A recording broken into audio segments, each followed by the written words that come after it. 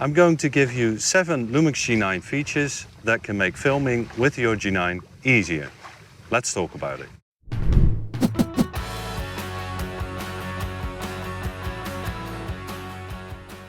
If you're new here, I'm Sebastian and welcome to the channel. Before we get started, I want to say that I have an in-depth video coming out about all kinds of power solutions for your camera and your rig.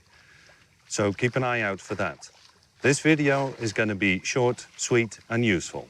And because I like a challenge, I am recording this video whilst sailing on the North Sea. Let's get into the 7 tips. When you're shooting in auto ISO, the last thing you want is your camera to use very high ISOs. But you still want to be able to use auto ISOs. For example, because there's no time or possibility to adjust your exposure manually. Now you can of course set your ISO limit in the menu, but there's a quicker way. Simply press the ISO button on the top of your camera and in the top right corner it says ISO limit. You can adjust that up and down with the front dial. Once set, the G9 will not go above this ISO limit in auto ISO. You can still set it to a higher ISO manually if you need to. Speaking of having to go through the menus, you can sometimes find yourself wondering what a particular menu option does or means. Well, the G9 can give you some more information.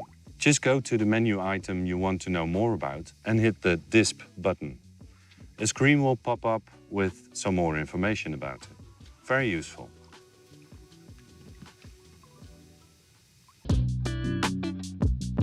The focus ring on a fly-by-wire lens can sometimes be hard to use, especially in video. The focus throw usually depends on the speed you're turning the focus ring with. That's called non-linear. Turning slow means that the focus only changes a bit, while turning faster can almost go from close to infinity in one move. That makes it almost impossible to repeat a focus pull. But did you know that since firmware update 2.5, you can now set compatible lenses to linear behavior. So that's more like a non-electronic manual focus ring.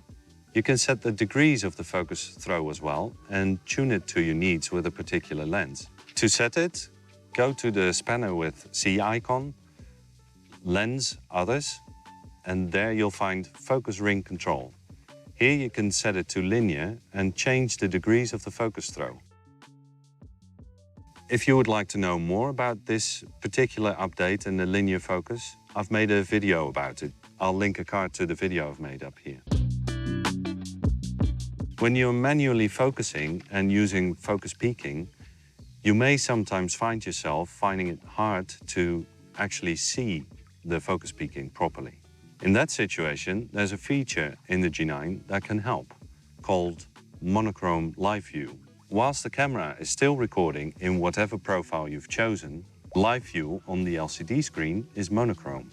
Now I can only show you this by filming the LCD screen because the monochrome Live View doesn't go out over HDMI to my Ninja V.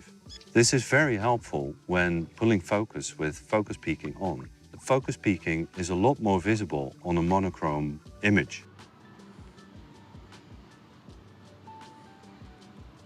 You can find this option by going to the spanner with C icon, monitor display, and set monochrome live view to on. Say you're planning on shooting a video that you need to deliver in different aspect ratios. For example, one version will be for YouTube in the regular 16:9 aspect ratio, and the other one is for, say, Instagram in whatever ratio that is at the moment. It can be hard to judge the composition of the two aspect ratios without any reference. This is where frame markers come in. For example, you can just shoot in 16:9 for your YouTube version, but set a frame marker for the Instagram version, ensuring that your framing is correct for both versions.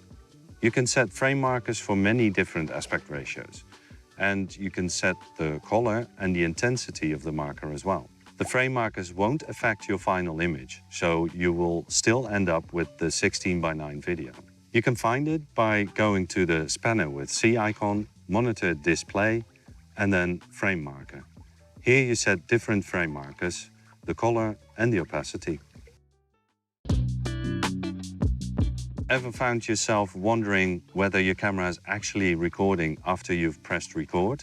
Well, since firmware update 2.4, the G9 has the option to show a red recording frame on screen when you're recording. This makes it easy for you to see whether you're actually recording or not. You can find this one by going to, again, spanner with C icon, monitor display, and then you'll find red rec frame indicator. The last one I want to show you is about the custom function buttons. I've made a whole video about the custom function buttons and the custom modes, but no matter how well you set your camera up in terms of custom buttons, sometimes when you're shooting, you want a particular button to do something else in that moment. And you don't want to have to faff around in a menu for that. The solution for this is just pressing and holding the button you want to change and pick the function you want from the list. And that's it. An example of a situation I would do this in, or want this in, is a situation where I go back and forth between shooting outside in daylight and inside with incandescent light. In that case, I would map a function button to a different white balance. So say the white balance for tungsten, so that I can quickly switch between the two white balance settings. This would then be for just that situation.